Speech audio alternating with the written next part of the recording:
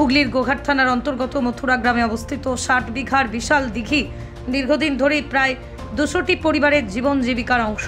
এলাকার মানুষ এই জলাশয়ের জল ব্যবহার করেন স্নান, গবাদি পশুর জল, নিত্য প্রয়োজনীয় কাজে। কিন্তু স্থানীয় বাসিন্দাদের অভিযোগ, দিঘির বর্তমান মালিক বগলা প্রসাদ রায়ের ছেলে সৌভিক রায় নতুন করে মাছ চাষ শুরু করতে গিয়ে জলাশয়ে বিষ প্রয়োগ করেছেন। এর ফলেই দিঘির জল ভয়ঙ্করভাবে দূষিত হয়ে পড়েছে। এলাকা জুড়ে ছড়িয়ে পড়েছে অসহনীয় দুর্গন্ধ, ফলে স্বাভাবিকভাবে জীবনযাত্রা ব্যাহত হচ্ছে। জলের অভাবে গবাদি পশুর অবস্থা শোচনীয় হয়ে উঠছে, দিঘিতে স্নান করাও সম্ভব হচ্ছে না। এই ঘটনায় ক্ষুব্ধ এলাকাবাসীরা প্রশাসনের বিভিন্ন দপ্তরে একাধিক লিখিত অভিযোগ জানিয়েছেন, তবে এখনো পর্যন্ত কোনো কার্যকরী পদক্ষেপ নেওয়া হয়নি। প্রশাসনের নিষ্ক্রিয়তার বিক্ষোভে ফেটে পড়েছেন স্থানীয় বাসিন্দারা। দিঘির পাড়ে জড়ো হয়ে তারা দ্রুত ব্যবস্থা নেওয়ার দাবি তুলেছেন। যদিও মালিক পক্ষের পক্ষ থেকে সৌভিক রায় বিষ প্রয়োগের কথা সম্পূর্ণ অস্বীকার করেছেন। তার দাবি, মাছ চাষের পদ্ধতি অনুযায়ী খোল ব্যবহার করা হয়েছে।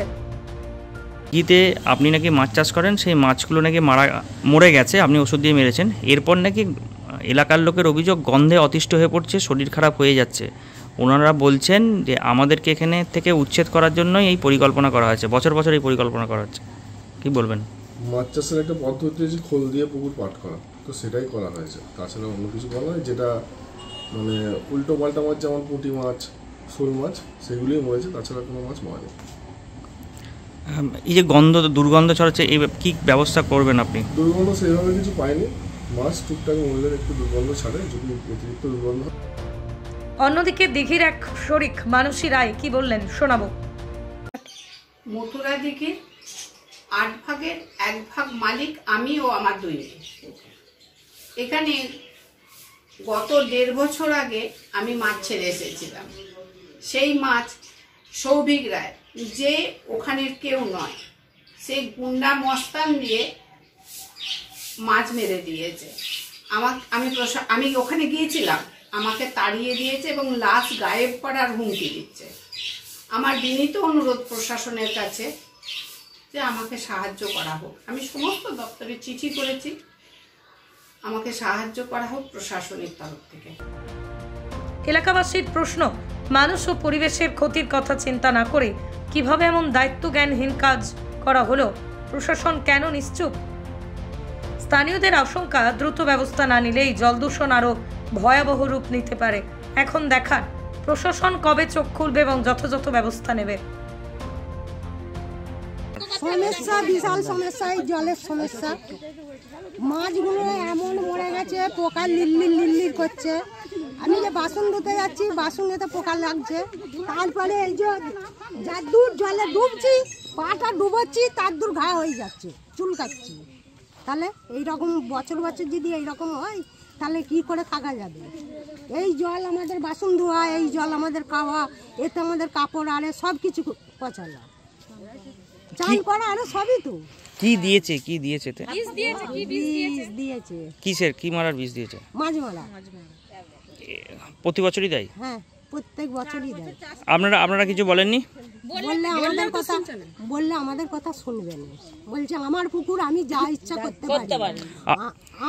আমি মাছ চাষ করেছি, আমি মারতেও পারি, বাঁচিয়ে রাখতেও পারি। তোমরা এখানে বাস করেছো কেন? চলে যেতে পারো, দূরে যেয়ে থাকবে। ওই তো রান্না খাওয়া করে কালীমরে যে বসছিল। মানে এত গন্ধ থাকা যাচ্ছে না? না, থাকা যায় না।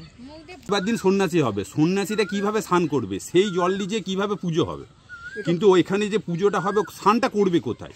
আজকে ওই ভদ্রলোক যে আজকে যে গ্রামের যে সম্পত্তিটা নিয়ে ও ভোগ করছে বা ব্যবসা করছে, যেভাবেই যাই করুক, আজকে তাহলে সেই যে ব্যবসাটা করছে, গ্রামের লোকের কথাটা কি ভাবছে বা এখানে ঠাকুরের কথাটা কি ভাবছে?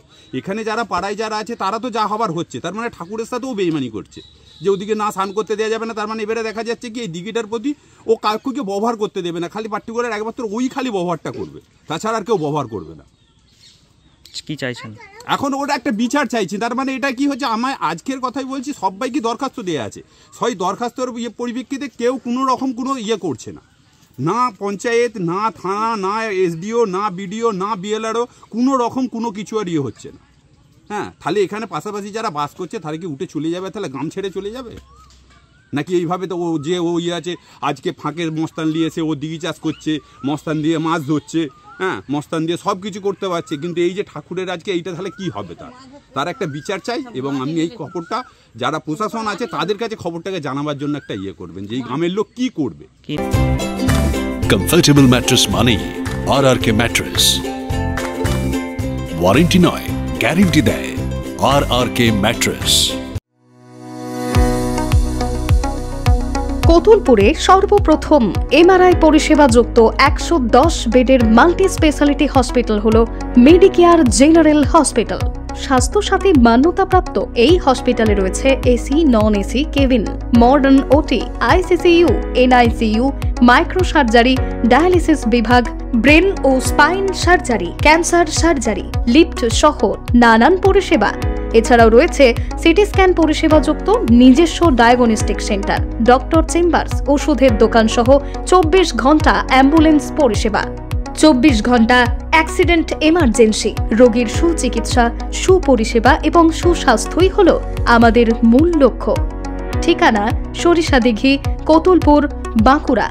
যোগাযোগ নম্বর 9434216662 অথবা যোগাযোগ করুন 9732212924 এই নম্বরে।